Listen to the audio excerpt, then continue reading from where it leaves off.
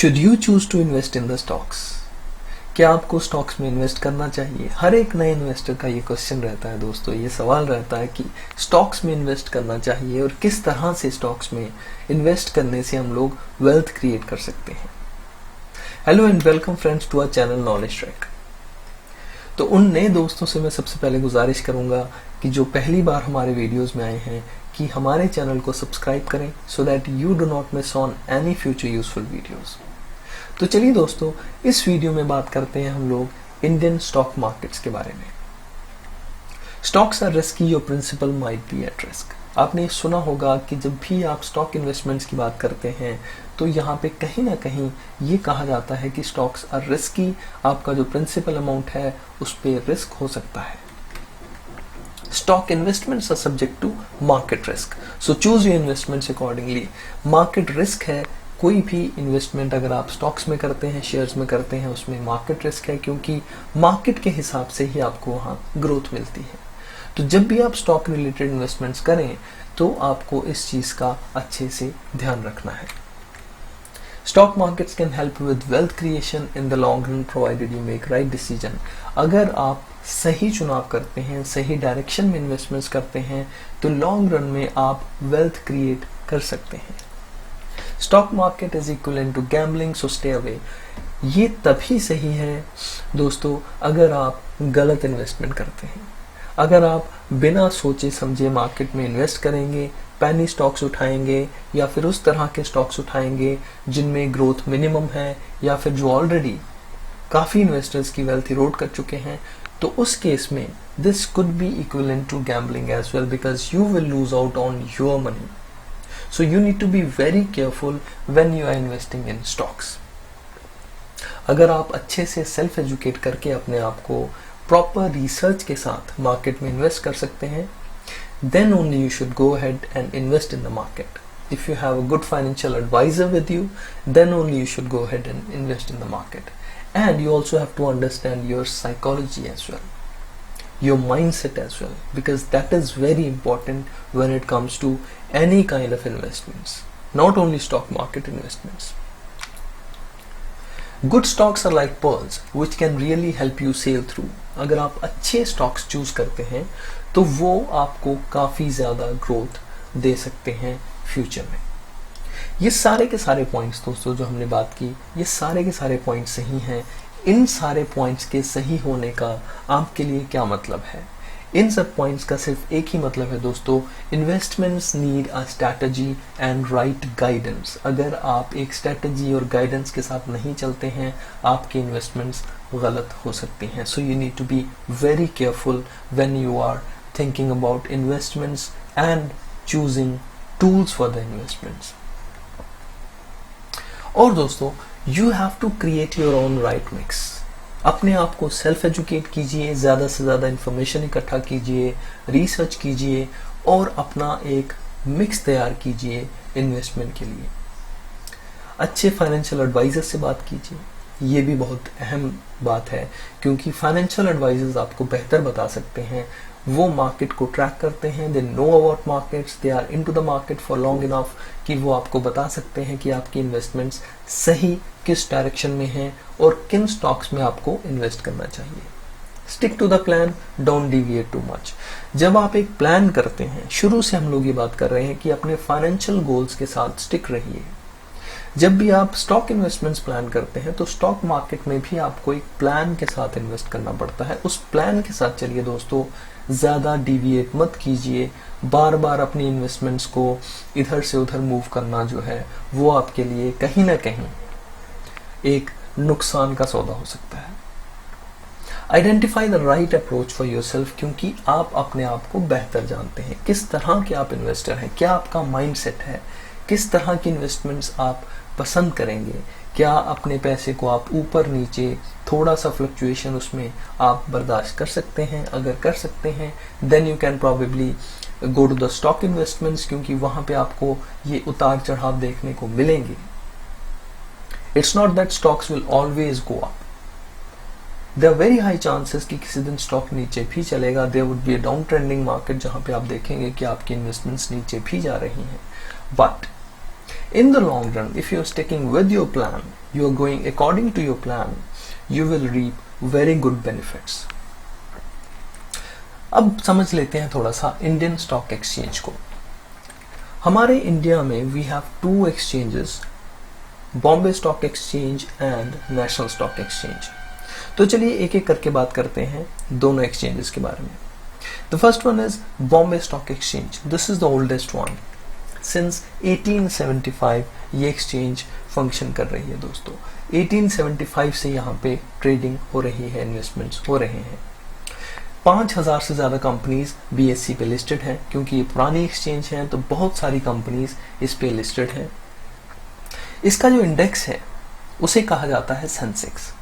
Sensex बताता है top 30 जो कंपनीज हैं उनकी वेटेड इंडेक्स एवरेज को मिला करके बना है सेंसेक्स. तो जब भी आप सेंसेक्स की बात करें तो आप ये समझ लीजिए कि उसमें वो 30 कंपनीज, जो टॉप की 30 कंपनीज जो BSE ने आइडेंटिफाई की हैं, उनको मिला करके उनका एक वेटेड इंडेक्स एवरेज बनाया गया है. उसे कहते हैं सेंसिटिव इंडेक्स. तो जब भी सेंसेक्स ऊपर जा रहा है, अप ट्रेंडिंग है, डाउन ट्रेंडिंग है, जब ये बात हो रही होती है तो इस चीज की बात होती है कि वो जो 30 कंपनीज हैं उनमें फ्लक्चुएशंस हो रहे हैं, उनमें there is a trend going on. दूसरी एक्सचेंज है दोस्तों नेशनल स्टॉक एक्सचेंज. ये स्टेब्लिश हुई थी 1992 के अंदर और ट्रेडिंग यहाँ हो रही है सिंस 1994.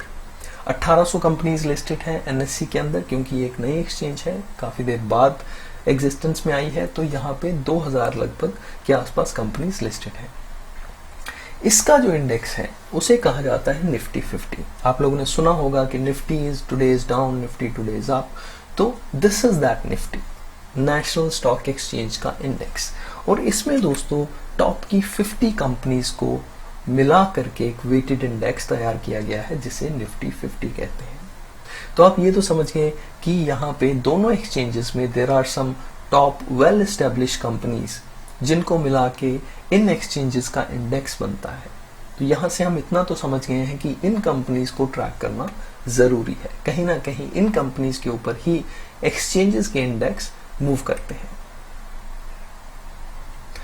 इन दोनों एक्सचेंजेस को रेगुलेट करने के लिए, पॉलिसीज को डिजाइन करने के लिए और मार्केट में कुछ ऐसा ना हो जिससे इन्वेस्टर्स का नुकसान हो, इन सब चीजों को रेगुलेट करने के लिए जो बॉडी बनाई गई है, जो रेगुलेटर बनाया गया है, उसका नाम है SEBI, securities and exchange board of India. तो सेबी इन सारी मार्केट्स को रेगुलेट करता है. अब बात कर लेते हैं दोस्तों कि वाई कंपनीज गो पब्लिक. जब भी आप सुनते हैं कि IPO आया है किसी कंपनी का, इनिशियल पब्लिक ऑफरिंग कंपनी ने निकाली है, तो उसका मतलब क्या है, क्यों कंपनीज पब्लिक में जाती हैं या फिर पब्लिक से पैसा लेने के लिए वो लोग IPO निकालते हैं. सबसे पहले तो यही बात कर लेते हैं कि ग्रोथ एक उनका प्रोस्पेक्टिव होता है. ग्रोथ एक पैरामीटर होता है जिसके लिए कंपनीज पब्लिक जाती हैं. उन्हें कैपिटल चाहिए, लिक्विडिटी चाहिए, इसीलिए वो लोग पब्लिक में लिस्ट करते हैं अपनी कंपनी को, ताकि लोग उनकी कंपनी में इन्वेस्ट करें and they become a part of that growth. जब लोग इन्वेस्ट करेंगे तो there would be a enhanced visibility. Company को विजिबिलिटी मिलेगी, उसकी क्रेडिबिलिटी मार्केट में बढ़ेगी. ट्रांसपेरेंसी और एफिशिएंसी भी कंपनी को रखनी पड़ेगी. If a company is a public listed company तो वो काफी ट्रांसपेरेंट होगी. एफिशिएंसी और उसके बाकी जो रिलेटेड पैरामीटर्स हैं कंपनी के, उसके रिलेटेड सारी इंफॉर्मेशन वो पब्लिक से शेयर करेगी time to time. Boost employee morale. और उस कंपनी में काम करने वाले जो एम्प्लॉयज हैं, उन एम्प्लॉयज के लिए भी ये काफी बेहतर चीज है कि कंपनी पब्लिकली लिस्टेड है. एम्प्लॉयज जो हैं उनके लिए भी कहीं ना कहीं ये उनके मोरल को बूस्ट करता है कि हमारी जो कंपनी है वो पब्लिक लिस्टेड हो रही है या फिर ऑलरेडी लिस्टेड है. तो यहाँ पे एम्प्लॉयज को ESOPs के ऑप्शंस भी अवेलेबल कराए जा सकते हैं. मेनली जो बात की जाए IPOs की या फिर कंपनी के पब्लिक जाने की, तो हम कहेंगे कि दो ही इंपॉर्टेंट पैरामीटर्स जो कंपनी के पर्सपेक्टिव से या फिर हम कहें कि इन्वेस्टर्स के पर्सपेक्टिव से भी ये इंपॉर्टेंट है कि कंपनी चाहती है ग्रोथ और उसे चाहिए लिक्विडिटी. इसीलिए वो पब्लिक में आ रही है और पब्लिक से उनके इन्वेस्टमेंट की डिमांड कर रही है. जब भी इन्वेस्टर्स इन्वेस्ट करें कंपनीज के अंदर तो इस चीज का ध्यान रखें कि जिस कंपनी में वो इन्वेस्ट कर रहे हैं that company is going to grow further because they are mutually working with their investors in gaining the capital, in gaining access to the capital, and also working towards a common goal, and that common goal is growth. तो कहने का मतलब ये है simple सा कि जब भी आप कंपनीज में इन्वेस्ट करें तो ये देख लें कि जिस कंपनी में आप इन्वेस्ट कर रहे हैं वो कंपनी क्या ग्रोथ की डायरेक्शन में जा रही है या फिर नहीं जा रही है। तो चलिए दोस्तों आगे आईपीओ पे फिर से वापस आते हैं हम लोग। आईपीओ जब भी लिस्ट किया जाता है, आईपीओ ऑफर किया जाता है लार्जर पब्लिक को, रिटेल इन्वेस्टर्स को या फिर इंस्टीट्यूशन इन्वेस्टर्स को, तो वो प्राइमरी मार्केट में उसकी डीलिंग होती है, उसे हम कहते हैं प्राइमरी मार्केट। जब भी आप आईपीओ में इन्वेस्ट करते हैं या आईपीओ को ऑफर होने के बाद आईपीओ में जब आप अप्लाई करते हैं तो उसे हम कहते हैं आपने प्राइमरी मार्केट में अप्लाई किया है। Once the company gets listed on the exchanges, BSC पे हो या एनएससी पे हो, तो उसके शेयर्स सेकेंडरी मार्केट में अवेलेबल हो जाते हैं ब्रॉडर पब्लिक के लिए, रिटेल इन्वेस्टर्स के लिए, कि आप उनमें ट्रेड कर सकें। Now you can get on to the exchange and start trading in those company shares. अब बात कर लेते हैं मार्केट पार्टिसिपेंट्स की या फिर इन्वेस्टर्स की। कौन इन्वेस्टर्स हैं मार्केट के अंदर? सबसे पहले तो हम लोग रिटेल इन्वेस्टर्स को तो जानते हैं, आपके और मेरे जैसे इन्वेस्टर्स जो ये सोचते हैं कि मार्केट में इन्वेस्ट करके हम लोग अपनी वेल्थ को क्रिएट कर सकते हैं। दूसरे हैं दोस्तों इंस्टीट्यूशन इन्वेस्टर्स, जिनमें हमारे पास आते हैं पेंशन फंड्स, उसके अलावा insurance companies, then we have mutual funds and we have investor groups. इनके अलावा भी बहुत सारे इंस्टीट्यूशन इन्वेस्टर्स हैं जो मार्केट में पार्टिसिपेट करते हैं, इन्वेस्ट करते हैं। हमारा मेजॉरिटी फोकस रहेगा रिटेल इन्वेस्टर्स के ऊपर, क्योंकि हम लोग समझने वाले हैं रिटेल इन्वेस्टर्स किस तरह से मार्केट में पार्टिसिपेट करें और किस तरह से वो सही डायरेक्शन में इन्वेस्ट करें। जाने से पहले दोस्तों nscindia.com इस वेबसाइट को आप जरूर विजिट करें। ये नेशनल स्टॉक एक्सचेंज की वेबसाइट है और यहाँ जाकर के आप लाइव मार्केट में निफ्टी 50 को जरूर देखें। निफ्टी 50 में ये टॉप लिस्टेड कंपनीज हैं, टॉप 50 कंपनीज हैं। ये स्क्रीनशॉट पूरा नहीं है क्योंकि इसमें कम कंपनीज होंगी, तो मैं कहूँगा कि आप एनएससी की वेबसाइट विजिट करें और वहाँ पे जाके निफ्टी 50 को एक बार ज़रूर देखें। इससे आप ये समझेंगे कि निफ्टी 50 में जो टॉप 50 कंपनीज हैं उनके क्या प्राइसेस हैं, किस तरह से उनमें ट्रेड हो रहा है, क्या वॉल्यूम है, क्या टर्नओवर है। तो ये सारी चीज़ें यहाँ पे दोस्तों, सारे पैरामीटर्स आपके सामने स्क्रीन पे लिस्टेड हैं। तो ये एक बार आप ज़रूर देखें ताकि जब हम अगले वीडियो में मिलें तो आपके पास ये इन्फॉर्मेशन हो, आप ये समझें कि निफ्टी और सेंसेक्स किस तरह से ये ऑपरेट करते हैं। क्योंकि अगले वीडियो में हम लोग डिटेल में बात करने वाले हैं निफ्टी के बारे में, सेंसेक्स के बारे में, और उसके साथ हम ये भी डिस्कस करेंगे कि आप अपनी इन्वेस्टमेंट्स की शुरुआत कैसे कर सकते हैं, उसके लिए क्या प्रोसेस है, किस तरह से आप मार्केट में डायरेक्टली पार्टिसिपेट कर सकते हैं अपने पैसे को इन्वेस्ट करने के लिए, अपनी इन्वेस्टमेंट्स को करने के लिए। तो इस वीडियो में इतना ही दोस्तों। Thanks for watching this video and as I always say, do like, do share and do subscribe our channel so that you do not miss on any useful videos, any future updates। और इस series को खास करके दोस्तों बिल्कुल miss मत कीजिए, क्योंकि इसमें हम बात करेंगे पूरी स्टॉक मार्केट इन्वेस्टमेंट्स के बारे में डिटेल में। Till the next video, take care of yourself and your families and do like, share and subscribe to our channel. Thank you.